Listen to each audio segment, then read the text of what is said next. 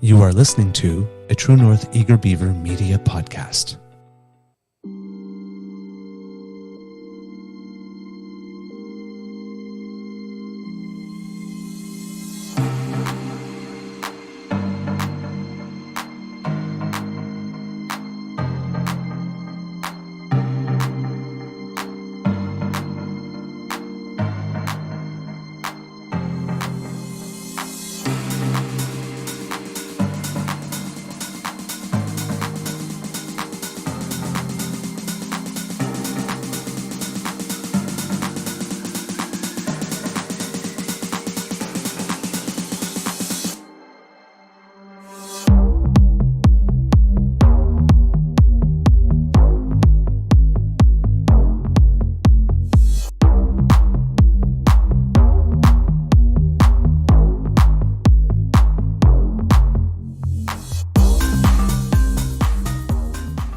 The True North Eager Beaver podcasts are proudly brought to you by our founding sponsors, the Miss V Mysteries from Corvid Moon Publishing, your source for science fiction, fantasy, and cozy mysteries featuring a broad diversity of characters. CanadianTarot.com, your uniquely Canadian online eclectic tarot community and forum, and the Peppermaster, hot pepper sauces made from fresh farm ingredients to thrill your taste buds and expand your mind.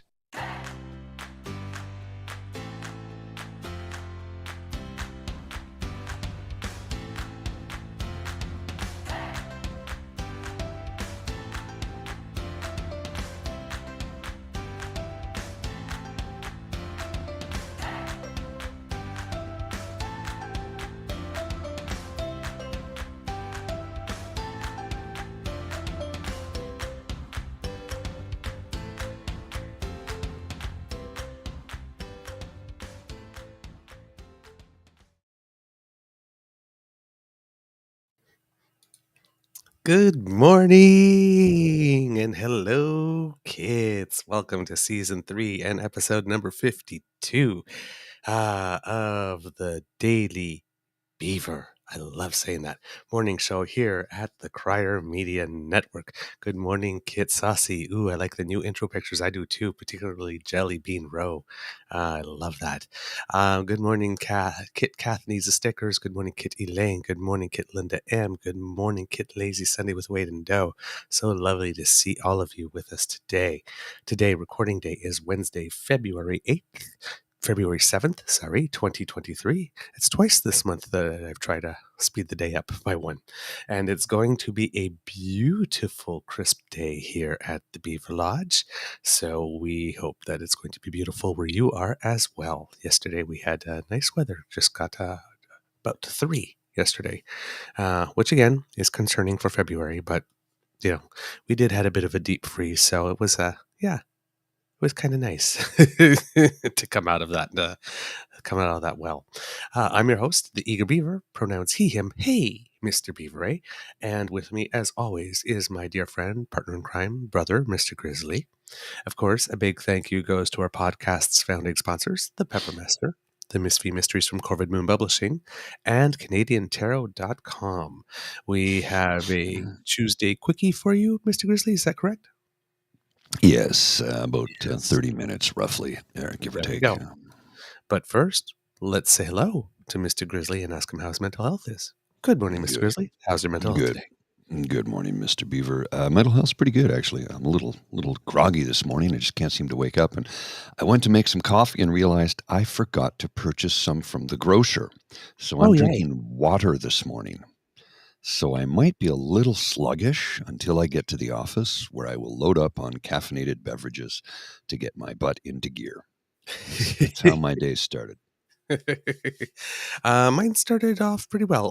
Found it a tiny bit touch hard to get out of bed this morning. Nothing, no major struggle, just a tiny bit. But once I was up and pretty good. So there you go. Let's Cool. get started with some news. There's a lot going on today. Today is State of the Union Day in the United States, which was going to be a lovely event for President Biden until there was a certain flying object that kind of appeared. Everybody's been Spy talking balloon? about it. Apparently. Yes. Spy balloon. Yeah. Spy Apparently. balloon. Yeah. Or harmless civilian air device. Yeah. Apparently. Apparently. Well, in this case, we say apparently because, it's China. So, yeah. It's like, gee, China, now would have been a good time for you to have been of your word sometime in the past 15, 20 years, so maybe people would believe you when you said it's just a civilian aircraft that got Well, blown I- off course by a force majeure wind event. my take on it, which I find, the whole thing is a little bit hilarious when you regard the fact that there were several of them that were floated through the skies of the United States of America under Trump's presidential Mhm. tenure. Um, And no and now they're Republicans lost their minds then. No, exactly. But here's where I find it all to be quite hilarious is the fact that they have satellites in space that can read what's on my cell phone. Right. So, I mean, this is clearly an instance of China fucking with us. Clearly, it's a psyop. I mean, come on. Let's not kid ourselves, right? I mean, China and Russia are friends. And China is taking extensive and copious notes about what's going on in Ukraine right now and how the world is reacting. Because China they and got Russia are friends Taiwan with one another. I thought you meant friends with us. I'm like, No, with one another. And they got, well, I mean, they're learning from each other, right? The Of course. hostage diplomacy and then, the everything being someone else's fault. Like, again, your balloon just happened to float into our airspace. And, it seems to me that if it were really an accident that at some point when they went, oh my God, oops, they would have picked up the phone and called a few people and said, there's got this thing that's going to come into your airspace. Oops. But they didn't. They didn't That would do be that. consistent behavior with it. Oops. It's like, hello? Yeah, Mom, I broke the vase. Is it a As vase or a opposed to, vase? what vase? What vase? Oh, that's just an innocent civilian vase. Yeah, you've no need to be concerned with that. Yeah, that's not your classic Ming vase. No. That's the one we. Yeah, right. Sure. Right. The cutest one I found online was somebody who, you take the photo and then they zoom in. They get really close to it and it says, "We've been meaning to try and reach you to talk about your car's extended warranty." So, and I keep on saying, it's like, unfortunately, China's word is not worth much, and they proved that with the Hong Kong deal, right? That was supposed to be, 40 or 50 years, and they got to about 22 and said, yeah, close enough. We don't need to respect the rest of that deal. Right? So, and then they went, us? Who, us? Doing anything? We're not doing anything, as they're like cracking down on Hong Kong like crazy. And, and then it's like, you got this little island of Taiwan. It's like, we're so threatened. We need to send everything and like surround the island, because Nancy Pelosi dared to go visit because, we never do anything wrong and everything everybody else does is a provocation. Poor little us. So, yeah. So nobody believes China. Well, Right. and you got to remember, let's not forget how Canada is tied to China for the next 27 years, or 26 years, I guess now, thanks to former Prime Minister Stephen Harper. We can't speak ill of China. Yes. And, they all, yeah, I don't want to wade into the weeds on that one. Yeah. No. Now, apparently we had something to do with the balloon being shot down at some point. It seems that in reality what it is that we just basically pretty much monitored the path of the balloon while it was in our airspace. Mm-hmm. The reason why it was freaking out the U.S. a bit is because it was hovering around Montana for a bit where there are a lot of military installations. Yes. Now, of course, again, why do by balloon what you can do by satellite? Why let everybody know you're in the house? Look over here, look over here, look over here, look over here. Hey, right over here. Pay attention. Now, see this? Don't look over there. Don't look over there. Now, what China is up to, who knows? But it also has the impact of these types of nations loving to have disruption.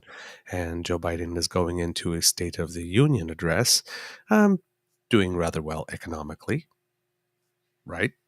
Things are going well in the United States. They just announced some numbers not too long ago stating that the economy was doing gangbusters. I think they created like 258,000 jobs or something ridiculous, or 600,000 jobs or something. And right now, unfortunately, my screen on the other monitor is completely frozen, so I can't access any of my notes whatsoever. Awesome. So yeah, so I can't tell you what that number actually is, kids. And I do not understand why one screen is frozen and the other one isn't, because usually they both freeze at the same time. Well, I can't. I don't know. It's maybe the browser you're using or something. Nah, I really don't know. I can't tell. So yeah.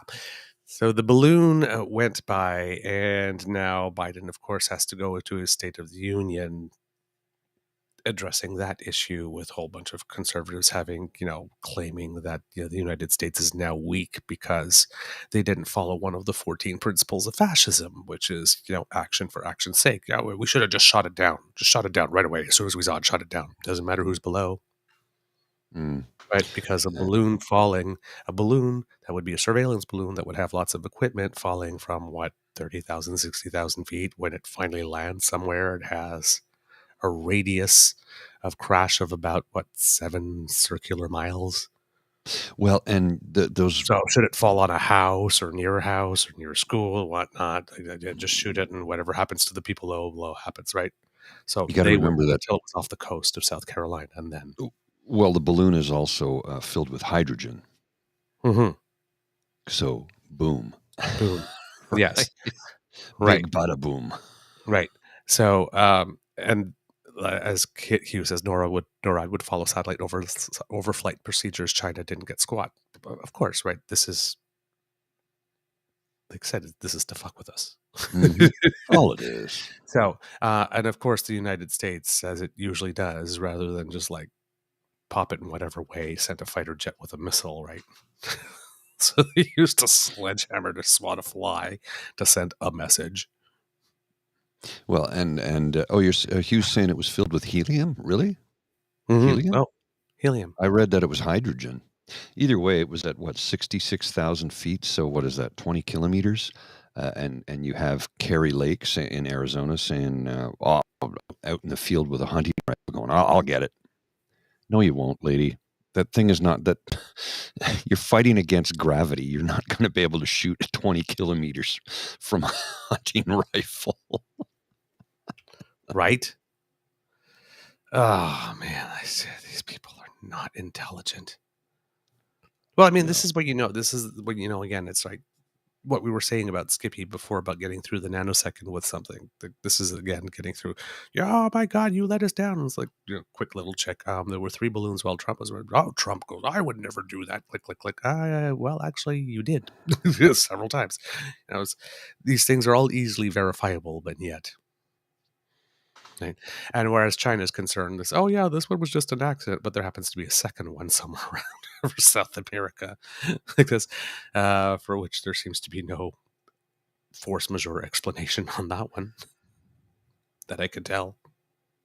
Mm. Come on, man. Come on.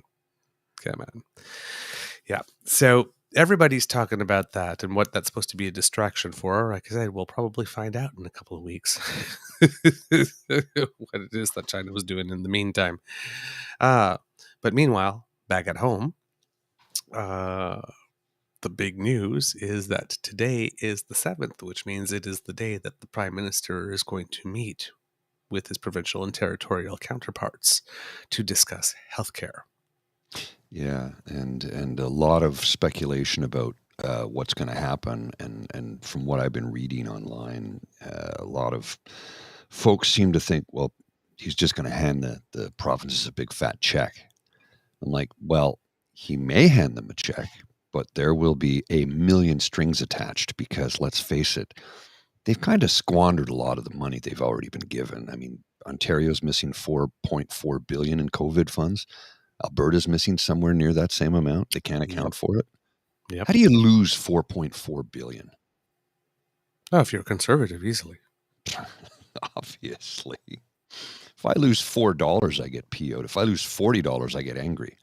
$400, I'm losing my shit. $4,000, I'm going to the hospital because I'm having a mental breakdown. Yeah. $4 billion? Yeah. Was it like, Jean, to paraphrase Jacques, say $4 billion here, $4 billion there? Suddenly you're talking about real money. Eventually. Yes, I remember when he said, it's just I'm like, oh, dude, that's my money. Yes. Kit Sassy says Nova Scotia is also missing near the same amount of money, also led by Conservative Premier or something. There you go. So apparently Francois Legault is all over the media yesterday stating that his impression is that the meeting would be positive. He basically did that thing, we need to wait and see whether or not all will be positive, optimistic or pessimistic. But based on the discussions that I had with the Prime Minister around Christmas time, it seemed that there was going to be something and that there would be a substantial amount of money. So, I'm looking forward to seeing what's on offer. Something of that. But everybody seems to be speaking positively going in. And I guess the reason for that is because the Prime Minister, by all means, should not be attending this meeting because a deal is not at hand. And the talk is that he would only attend a meeting if one was at hand, or if there was actually going to be some substantive work actually being done, right? Not just a meeting where you get 13 little chicks in the nest with, looking up to the sky with their beaks open, waiting for Papa to feed them. Because that's often what these things are, right? You're not wrong. Right. So it seems that everybody's happy, everybody's positive, they're looking at it, they're proud there will not be a deal. So there's no reason to expect that, but it seems that the outlines of the deal is that it's going to be a 10-year commitment. Now, that leaves the door for obvious criticism, because what makes you think that you're still going to be here 10 years to see it through? That's possible. And of course, he's got 2 to 3 years left in his mandate here. Well, maybe a little less than 3 now, in his mandate here. And of course, these things tend to be backloaded. When you do a 10-year plan, there tends to be a little bit now, and then, they say like $60 billion over 10 years, and like 30 billion of it are spent on the last 2 of the 10-year cycle, right? That's often how these things are put up in Canada. But sometimes the subsequent government will continue on the plan, such as the current Prime Minister did, based on the plan that Harper had put in before. So you have to, take it with a grain of salt, with everything that's going to be said by premiers and by the federal government, because the federal government is going to make it look like it's this wonderful thing with a whole bunch of stuff coming in now, and the provinces have a vested interest, and no matter how good it is portraying it as not enough. Not enough, not good enough, not fast enough. Of course. So those are the basic dynamics that you have going in. Those are the natural positions. Anything that veers off that, you got something. So later on today, if you don't hear a chorus of 13 people going, it's not good enough, and you don't have only the federal government saying, hey, this is great. Sorry, excuse me. That came out of nowhere. Then you know that they're probably onto something a little more serious. So just keep your eyes and your ears peeled for that. It looks like the overall outlines of the deal that is going to be proposed is a 10-year deal with 3 pots of money. I guess there's a sort of a general top-up. There will be an increase to the Canada Health transfer itself that will apply to all provinces, and then a series of bilateral deals with each province and territories to deal with specific issues that they have, probably pertaining to the 4 or 5 areas that the federal government has identified as priorities, specifically like mental health and addictions and data records and, improving access to family physicians and making emergency rooms more efficient with regard to triage and that type of stuff. So fingers crossed that it's not just bleep fest. One would hope, with people right? whining and complaining and moaning, and that we are actually getting to something a little more substantive, because we do need it. Also, said, just keep your eyes and ears peeled also for the easy go-to is, oh, well, he's only going to maybe be prime minister for the next 2 years, so how's he going to really see it through? This is not a real thing. Because that's the easy, cynical play. Of course. So let's try and look beyond that when we get to the commentary later today.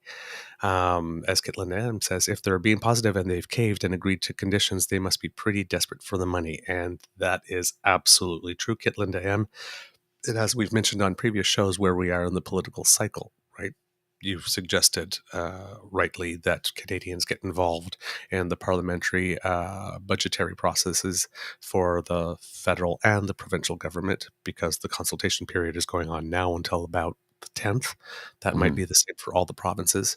But all of them have a deadline to get their budget out by a certain time, because for any political party, particular government, the budget is the one of the few times on the calendar that you can plan for way in advance, where you get a media day, unless there's something terrible going on in the world on the exact same day you happen to be depositing your budget, where you get major press time. And if you do your budget well, you can get some for 2-3 days, even up to a week, when you have your ministers going out spreading the word, if you plan it well. So it's like prime real estate. Let's put it on the PR board. So you want to make sure that all your ducks are in a row and that you do your communications well for these types of things. A healthcare meeting is very, very similar, and particularly when you consider that there haven't been very many healthcare meetings between the Prime Minister and the Premiers over the past 15, 17 years. Mm-hmm. It's not like Harper had any. Well, he wanted everybody to know he was the dictator. I mean, man in charge. Mm-hmm. So the Prime Minister is meeting with them. So I'm getting a sense that maybe the premiers have a little bit of dog that caught the car. It's like, oh my God, he actually said yes. And he actually said yes to like February 7th. We didn't think we were going to say yes. Oh crap. We need to come to play. Yeah. So you're coming then? Oh, okay. We didn't think you were going to take us up on our offer. We'll just get things ready here. Let me just tidy up a bit. Holy shit, he's actually coming. What do we do? What's our play? I have a We've feeling been pointing fingers and yelling at him for a long time. Now he's actually going to confront us. What do we do now? This is a calling of the bluff. Mm-hmm. This is a calling of the bluff. This is a playing the long game thing that we mentioned. Now they come with hat in hand, right? Right? Please, sir, please. May I have some gruel, sir? Yes. It's like, yes, but only if you spend it on what it is that you say you're going to spend it, and you give us receipts. Well, this from our friend Barney. Receipts. Our friend Barney Parnofsky. Parnofsky, he's been gone for a bit off Twitter. He took a I know, sabbatical. he's been so missed. Yes, and so I saw this earlier because he does his dear my friends letters from the Premier. From the Premier. Dear my friends, Premier, yeah.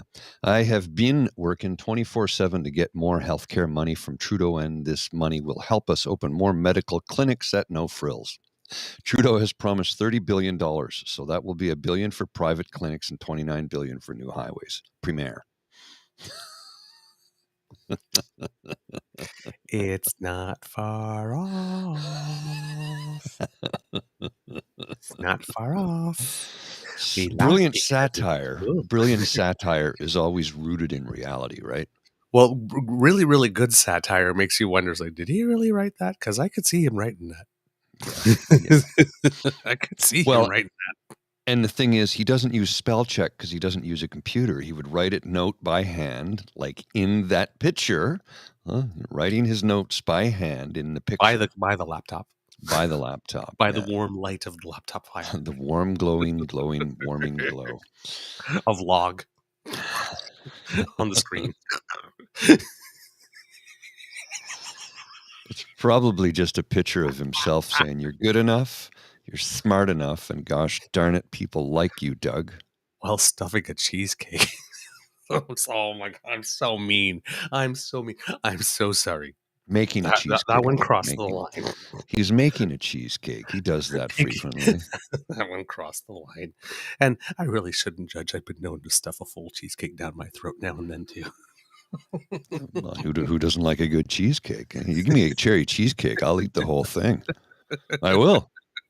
And I'm not a sugar guy, but a cherry cheesecake, I will eat that whole thing and not be ashamed about it. It does not stand a chance. Oh, no shame. No pride, no shame. I'll eat that whole thing and walk out of the dessert place with a stride of pride. I ate the whole thing. But yes, as the kids are saying here on the chat, I wonder if there will be protesters showing up to yell at Trudeau when he arrives, wherever it is they're meeting. You can probably count on that if the location has been made public somehow. Individual towns need to work to keep the physicians. Unfortunately, rural towns do not have enough to keep young doctors with families in the area. It's a complicated issue. That is true, Saucy Seawitch. And I was hearing on the news a report of a doctor in Sharbot Lake, around where I am, who's 80 years old and really, really wants to retire. But if he does, there's 1,000 patients that will no longer have anybody, and there's nobody in the pipeline. And he doesn't want to do that because he's actually bought into first do no harm. Yes, it's a complicated issue, and you also need to consider that there's a great number of people across this nation who I'm sure would probably make good doctors, maybe great doctors, who knows? But with the costs of university and medical school being rather astronomical for the average person, and of course when the student loans go through the banks, which are for-profit industries, it dissuades a lot of people from applying. It dissuades a lot of people from going to post-secondary education because it's simply not wasn't in the cards for me. I went back to school when I was 35. I went back to school. I went to night school, college, Algonquin College, to get papers to say I already knew how to do what I'd been doing for years. Right. Which, and as it turns out, the program they folded it into something else. So the program I took doesn't even technically exist anymore. And even then they're looking at going like, well, we'll just make this a small add-on to the electricians program that we already have, because the data cabling, telecommunication cabling program is already well designed by the manufacturers of the products that you install and work with. So I've taken so many courses, it's insane. But like I said, university was not in the cards for me. I simply didn't have the money. Mm-hmm. And my parents were in no position to they would have, and we talked about this years later. They said, we would have taken out the loans for you. I said, yeah, I know, but you had a family to support, and it was not realistic. I was going to go to what I wanted to do was do what I'm kind of doing right here, right now, production and audio visual and production and audio and blah, blah, blah. And I was going to go to this place called the Trebas Institute of Recording Arts in Toronto. And in 1985, it was $25,000 a year. Okay. That was more money than my father earned at the time. Sheesh. So that was not a possibility. So I never studied it. Now you can take these programs at Algonquin College now, and they're considerably less, but kind of do it on my own. Figured it out by sitting here doing this every day. Mm-hmm. When I turn 65, I can go to school. I can go to university for free, right? Right. Which, cool. But shouldn't we be offering free university to people who just graduated high school? Right. It's like, yeah, sure, I want to further my education. At 65, great, I'll go back to school, but I won't be able to afford that because I'll still have to work a part-time job, because a CPP, OAS, and GIS will not be enough to survive on, and my meager RRSPs aren't going to carry me through. So I'll need to work 20 hours a week, maybe as a commissionaire, just to have a dental and drug plan and not eat cat food. Jeez.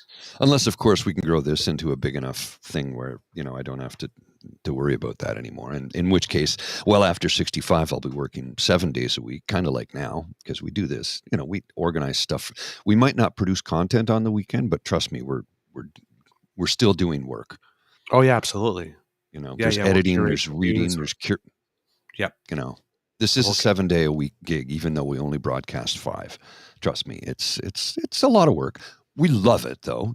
I mean, if we didn't love it, we Oh, wouldn't yeah. do it, right? Oh, no, I don't get up for at 6 a.m. in the morning for just anyone. There you go. Well, I'm up at 5, so I'm already up. So might as well put the time to good use, right? This does not get up early and give face, darlings, unless you deserve it. And you deserve it. Yes, they do. Yes, they do. Mr. Grizzly, have we got a show? We do. All right. Yes, let's have a show. Consider this a show. And I tried to get my other screen to work, but I think what happened is that the battery in my mouse has died. Oh, Because I that's was not able to fun. use Task Manager to close the windows, but I still cannot move the mouse Okay, to so open up my do text. you need to Um, recharge it, or do you need to put a new battery in? I'm not sure exactly sure. I can't find the actual slot for the battery in this thing, so it might need to Oh, that's no. recharge. Yeah, it's a plug-in. You should find a USB port on it somewhere, so you can Okay, charge it so up. that'll probably work. So I'm going to have to wing this one. Yep, I'm gonna have to wing this one because I don't have a USB port here close by. So, kids, this is the end of this episode of the Daily Beaver Morning Show. We hope you loved listening to us because we loved making this for you, and I even made myself all pretty. Look at this! I even got sunshine in my eyes for you guys. That's how much I love you. If you wish to get us coming directly to you, I'm going to mix up all the order of these. Pod You can find page. us on Podpage, podpage.com/the True North Eager Beaver with the hyphen between each one of those words. Because democracy is something you do, that's where the next thing was. As Kit Linda M says, you still have 3 days to make your voice heard with regard to budget consultations at the federal level, at the provincial level here in Ontario. I assume it would be the same in other provinces as they have similar budget deadlines. So please go to the web and look up how to participate in federal budget consultations, how to look up in provincial territorial budget consultations in the areas where you live, and get involved. Let people know what your priorities are and what you think are important. And while you're at it, while you are talking about your priorities for yourself, also try to slip in a few priorities for people that you love. Mm. And just people that you don't even know. Try to think a little Oh, broader yeah. than just yourself. If you want to write to us, we love to hear from you. So you can reach us on our Facebook page, True North Eager Beaver, on our Twitter feed at True Eager. You can also reach us by email, True North Eager Beaver at gmail.com. No the on that one. And or you can leave a comment on our YouTube page. We love them. We read every comment that we get. We appreciate them. So thank you very much. If you are listening to us on a Beaver Grizzly friendly podcast platform, and why should they not all be? If they're not, we need to take to the streets for that. Yeah. World domination. Give us some stars, give us some reviews. We are not going to tell you how many stars, but certain numbers sometimes rain down from the sky and show up on your screen. So we'll just a little subliminal messaging here. Uno, dos, tres, cuatro, cinco, cinco, cinco. Oh, yes. Yeah, no, they don't allow us to give 6, I guess, eh? Unos, Mm-hmm. dos, tres, cuatro, cinco, cinco, seis. Give it Cinco, to me, cinco, baby. sank. I went from Spanish to French there. Cinco, cinco, cinq. Donna, what's up, baby? Wait. Uh-huh, uh-huh. If you would like to look sexy, fabulous, engaged, smart, well, we have something for you. Eager Beaver and Mr. Grizzly merch, Mr. Grizzly Civic tees, Eager Beaver Pride tees, or tees in beautiful colors, red or green, Halloween tees if you want to get in on it a little early, Christmas if you're already shopping for next year. There's only 300 and something days left. Get started early. Hey, maybe you're like me and you're a planner. Who knows? But Could if be, you could go be. to the Crier Media webpage, crier.co, and click on shop, and then click on True North Eager Beaver, you will find all our lovely offerings. Hopefully, we'll have more of them for you coming in the year. Maybe. Yeah, I got to get on that later this week. Little I've tease. been super busy. Little teens. And also, kids, a little bit of news from us, but we are now captains of industry. Oh, yes. That's right. Yes. As of yesterday, we are True North Eager Beaver Media Incorporated. Da, da, da, da. $1 million. Sorry. I did that. That just kind of comes up every now and then. I need to repress that. Yeah, you do. We're good people. We're good people. I don't want to be the next Murdoch. I don't want to be the next Murdoch. Kids, If I had $1 million, you got to I'd keep me buy on the right you a cake car. path. Don't let Nice my head Reliant get moving. automobile. So yes, we are now incorporated. So I guess that means we're establishing roots and we're here for the long haul, kids. So there you go. All right. I believe that's everything that was in the credits. If I missed something, oh well. Say We have 2 credit rolls for you, so there's this one. There's this one right here. The True North Eager Beaver podcast is an Eager Beaver Mr. Grizzly collaboration. Research, story, and guest curation and copy written by the Eager Beaver. Recording, production, editing, and additional research by Mr. Grizzly.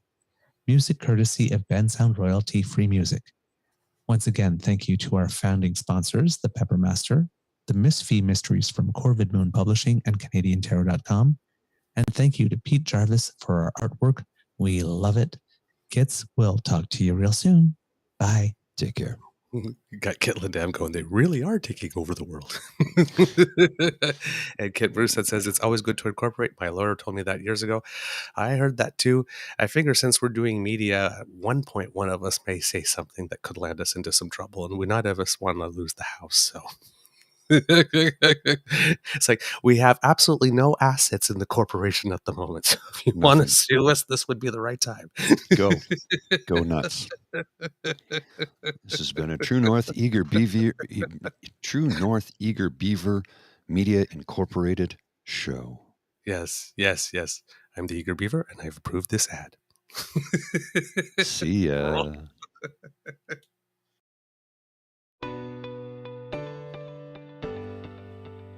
You are listening to a True North Eager Beaver Media podcast.